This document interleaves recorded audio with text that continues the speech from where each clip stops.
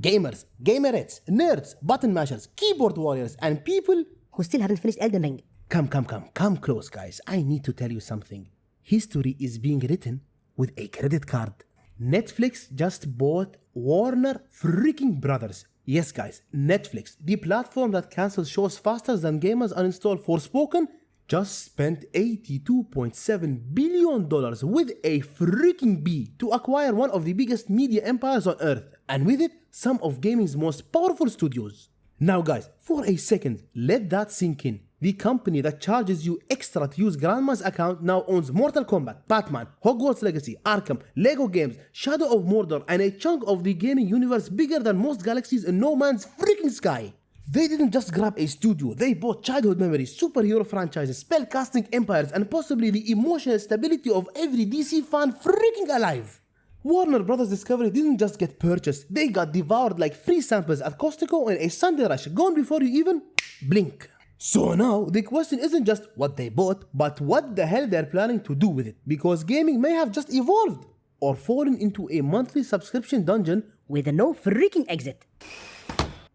So guys, here is the breakdown. Netflix didn't just buy a film library, they bought a gaming freaking armory. They bought Rocksteady Studios, which produced Arkham and Suicide Squad, NetherRealm, which produced Mortal Kombat, the spine-ripping simulator we freaking love, Avalanche, which was the studio behind Hogwarts Legacy, the magical billion-dollar monster, Monolith, the studio behind Shadow of Mordor and the Nemesis system, Warner Brothers Montreal, which was behind Gotham Knights and future DC titles, and finally TT Games, which had those beautiful Lego games that have raised freaking entire generations. Netflix now owns developers responsible for multiple legendary freaking franchises. This is, for them, like playing a game of Monopoly, except instead of mortgaging half their properties, they might lock Batman behind a freaking subscription tier. And it gets better. Or worse, depending on your blood pressure. Along with the studios came the DC Universe, HBO Max, shows, movies, games, worlds, decades of storytelling, the kind of content library that could overpower Steam storage. This is the biggest gaming power grab since Microsoft ate Activision. But funnier, because nobody expected Netflix of all companies to become a potential gaming icon. They now have enough AAA IPs to make Sony sweat, Xbox blink, and Nintendo continue pretending. They don't participate in industry trends at all. But guys, ownership is one thing, control is another. Netflix could revive franchises, pump money into AAA projects, expand DC gaming into a cinematic mega freaking platform. Or they could do what they do best. Cancel Batman mid-development like a Netflix original after season freaking 1.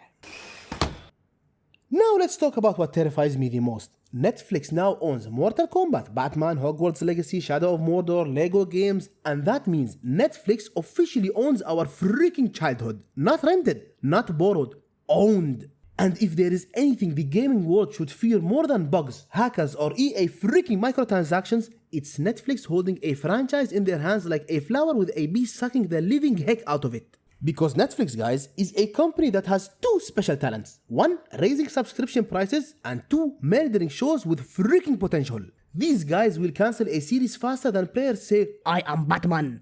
Now imagine, guys, imagine that same energy applied to games. You load Mortal Kombat 13, ready to pluck someone's eye out, and Netflix taps you on the shoulder and they say, "Sorry bro, fatalities are exclusive to our premium ultra pain delivery package, only $19.99 a freaking month." Oh, you want Scorpion? That will be a recurring monthly payment. You want Sub-Zero? Bonus fee. You want both? Congratulations!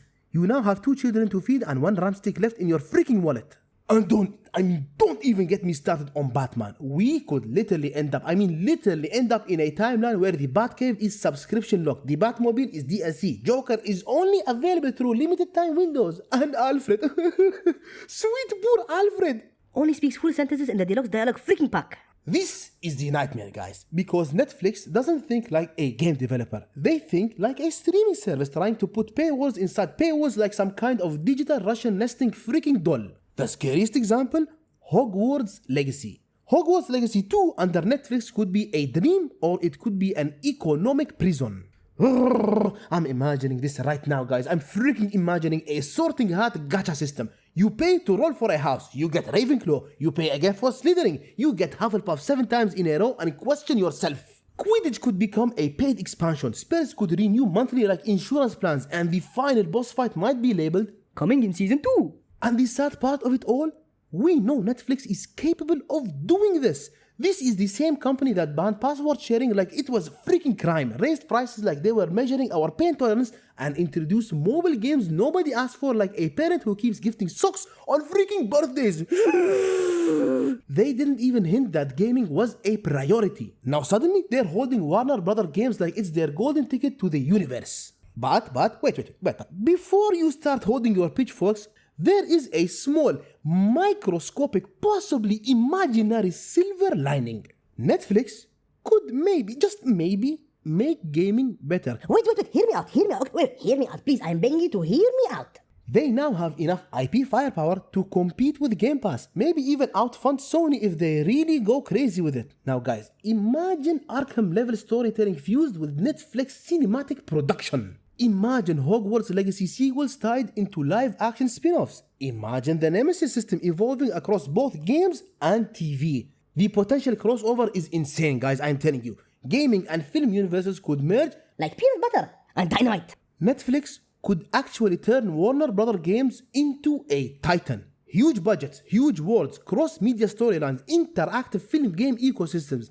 If they commit, if they invest, if they actually treat these studios like royalty, we're talking industry freaking shift. We might witness, and guys, when I say might witness, I mean a 0.01% chance of DC games reaching God of War level quality, Hogwarts Legacy becoming a decade-spanning franchise, and Mortal Kombat getting anime adaptations so violent. Crunchyroll decided to admit itself into a freaking asylum, preferably Arkham, pun intended. But guys, Netflix has two possible futures here. One where they build their empire, and one where they cancel it mid-development like everything else we love. Because this deal could birth the greatest age of DC gaming ever seen, or the largest franchise funeral of all time. It all depends on whether Netflix chooses growth or freaking greed. And knowing Netflix, we better start saving for the Batman Plus subscription bundle just in case. Now guys, here is a plot twist worthy of a season finale. Netflix may have bought Warner Brothers, but they may not get to keep it. Because Paramount Skydance isn't walking away. They're behind the curtains sharpening swords, collecting infinity stones, and preparing to throw hands financially, legally, and maybe physically at this point. We might actually witness a multi-billion-dollar custody battle over Batman. I'm not even joking, guys. The article makes it clear Paramount is furious. Is it Paramount or Paramount? Whatever. They believe the sale was rigged, which is like them calling Netflix, you are a pay-to-win freaking player. And when a company accuses another company of rigging the red loot, that means war. And war in gaming terms means hostile freaking takeover. Paramount Skydance may literally attempt to yoink Warner Brothers out of Netflix's inventory slot. I see it, guys, I see it. Netflix logs in tomorrow and the studios are missing like rare gear stolen by another player. We could see lawsuits, bidding escalations, political interference. This acquisition could turn into Dark Souls PvP, but with lawyers wearing plus 50 faith freaking armor. And guys, here is even where things actually get even more unreal.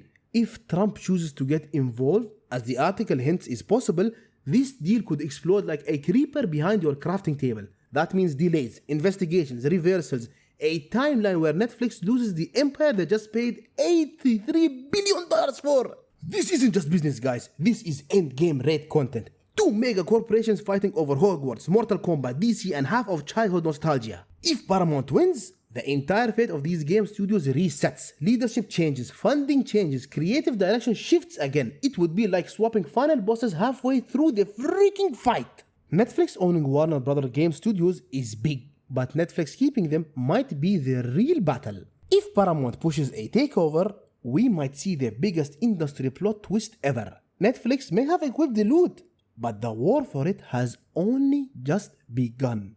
Oh my goodness, I felt like one of those awesome National Geographic narrators. Netflix buying Warner Brothers isn't just a headline, guys. It's a seismic shift in gaming. Overnight, just like that, Netflix went from the place where you watch Stranger Things and complained about subscription heights to the owners of all of our childhood games. That alone shakes the freaking industry. It opens the door to insane creative potential, massive budget gaming, cross-media universes. or the darkest timeline where Batman cutscenes come with mid-roll freaking ads. And just when we thought the chaos ended there, Paramount Skydance enters like a second phase boss, challenging the deal, threatening takeover, and reminding us this acquisition is not even final. We could see greatness, we could see disaster, we could see $1 billion custody battle over Gotham City. So, what do you guys think? Is this gaming renaissance or corporate Ragnarok? Drop your thoughts down below. Before Netflix acquires me and puts 10 ads in my freaking videos. And guys, thank you once again for watching the video. If you enjoyed it, please consider leaving a like and subscribing for more content in the future. Take care and I'll see you in the next one.